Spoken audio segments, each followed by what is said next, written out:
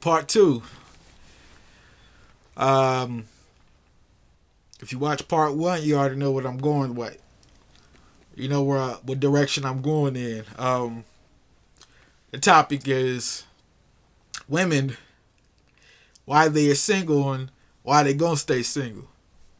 Now, a lot of young women, from the age of probably 17 on up to their early 30s, young women, they don't like nice guys.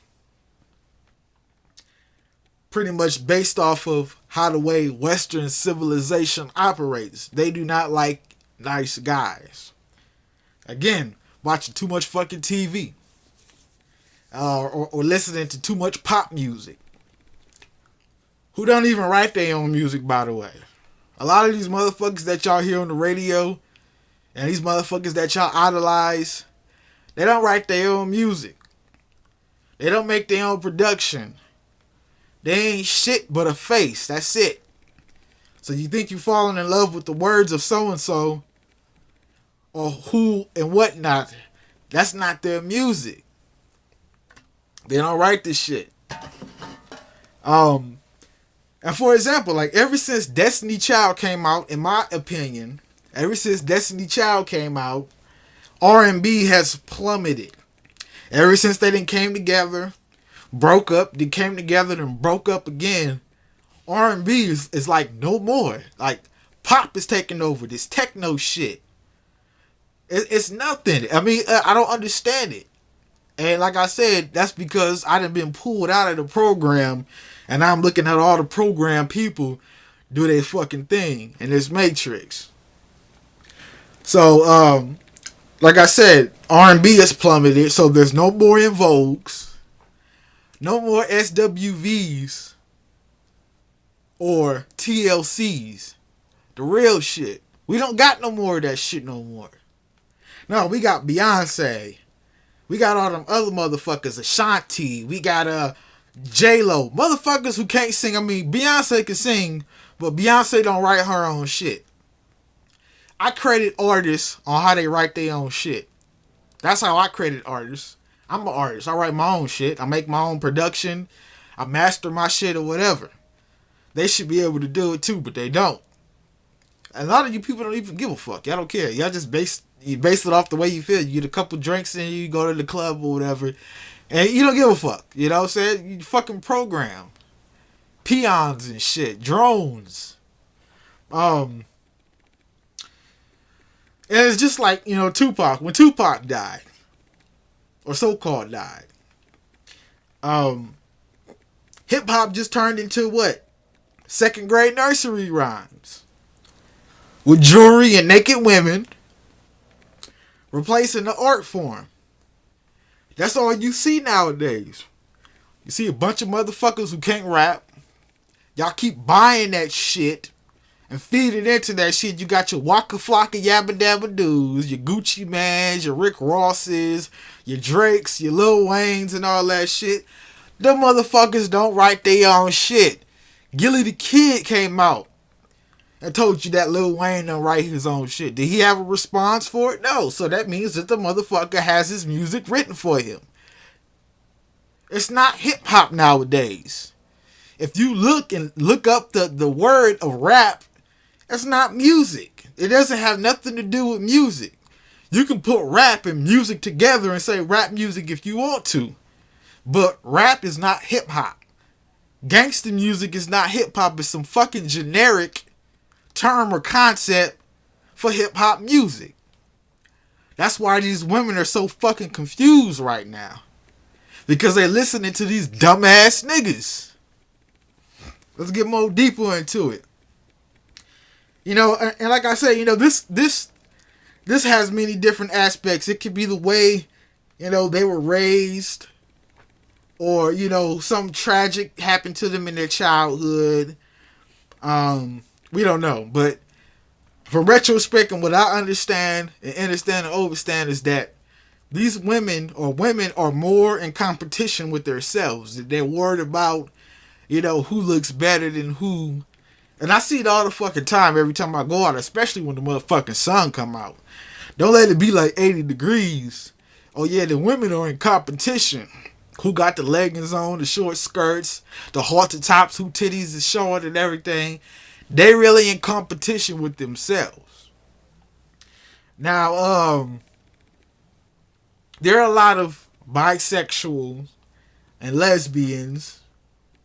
You know, I know girls who claim they were gay or bisexual. Well, mostly lesbians and gay or whatever, because I tried to get at them. But when we were teenagers, and now all the girls who claim they were teenagers, who claim they were lesbians, have children. Which I don't get, but I knew it was a fucking phase. We was in high school. You was on the basketball team. Of course you was gonna come across some butch bitch and she was gonna turn you out to make you think you was some fucking lesbian. When you wasn't. Now you got children, so that doesn't make you a lesbian. You contradicted yourself. Anyway. And most of the females blame their lesbian life on how guys treated them or did them. Or he fuck around too much, or he fuck too many people, or he cheats on me too much, so I'm going to a woman. So now I'm gay. But the girl could whoop your ass because y'all females. Both of y'all are females, so the girl could whoop your ass. So where does that leave you now? You went to a girl because the guy did you wrong, but now this woman done whooped your ass. I don't know. Help me to understand. We're gonna get more deeper into it. So, like I said, women are very confused, just like most of the guys are confused. Most of the women are not content with their womanhood, so they pick up on the manhood. A lot of the men are not content with their manhood, so they pick up on the womanhood.